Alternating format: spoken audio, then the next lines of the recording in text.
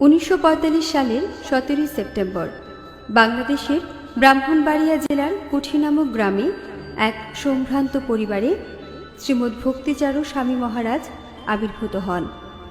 বাল্যকালে তার নাম ছিল কিশোর কুমার দাস এবং পিতার নাম ছিল কুমুদ রঞ্জন দাস। শ্রীল প্রভুপাদকে ছোটবেলায় দেখে একজন জ্যোতিষী বলেছেন তিনি একদিন বিরাট ধর্ম প্রচারক হবেন এবং সারা পৃথিবীতে মন্দির প্রতিষ্ঠা করবেন। ঠিক সেরকমই ছোটবেলায় কিশোর কুমার দাসকেও একদিন তার ঠাকুরদাদা বলেছিলেন তুই একদিন এক মহান গুরু হবি।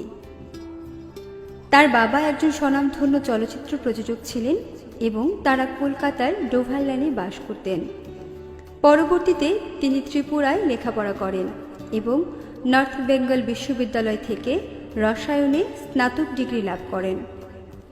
1970 সালে ফ্লাইং ট্রেনিং ইনস্টিটিউট থেকে বিমান চালানোর প্রশিক্ষণ লাভ করেন। তারপর তিনি জার্মানিতে প্রযুক্তিবিদ্যা বিষয়ে শিক্ষা সমাপ্ত করেন।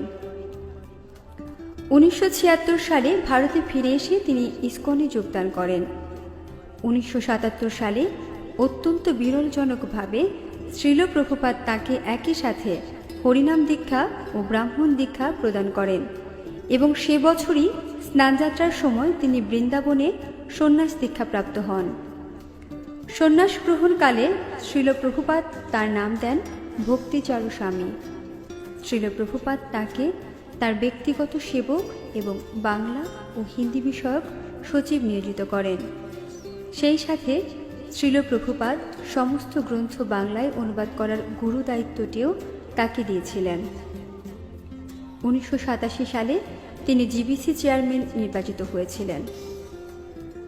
সমগ্র পৃথিবীতে কৃষ্ণ ভক্তি প্রচারের জন্য ইসকনের গুরুত্ব অপরিসীম, আর ইসকনের অস্তিত্ব নির্ভর করছে শ্রীল প্রভুপাদের একক প্রভুত্বের উপর। তাই শ্রীল প্রভুপাদের মহিমা এবং অবদান জগৎবাসীর কাছে প্রদান করার জন্য তিনি 1996 সালে শ্রীল প্রভুপাদের জীবনী অবলম্বনে টিভি ধারাবাহিক অভয়চরণ প্রযোজনা ও পরিচালনা করেন, যা তৎসময়েই সারা পৃথিবীতে আলোড়ন সৃষ্টি করে এবং পৃথিবীর বিভিন্ন দেশের টিভি চ্যানেলে প্রচারিত হয়। এছাড়াও মহান আচার্যদের রচিত বেশ কিছু ভজন তাঁর কণ্ঠে ক্যাসেট আকারে প্রচারিত হয়েছে। 2016 সালে শ্রীল গুরু মহারাজের আত্মজীবনীমূলক গ্রন্থ করুণা সিন্ধু প্রকাশিত হয়েছে। বর্তমানে তিনি জিবিসি মণ্ডলের চেয়ারম্যান, শ্রীধাম মায়াপুরে অবস্থিত শ্রী মায়াপুর চন্দ্রোদয় মন্দিরের সহপরিচালক, বাংলাদেশ, পশ্চিমবঙ্গ, শ্রী উজ্জয়িনী ধাম এবং পুরী ধাম সহ উড়িষ্যার গভর্নিং বডি কমিশনার জিবিসি হিসেবে দায়িত্ব পালন করছেন।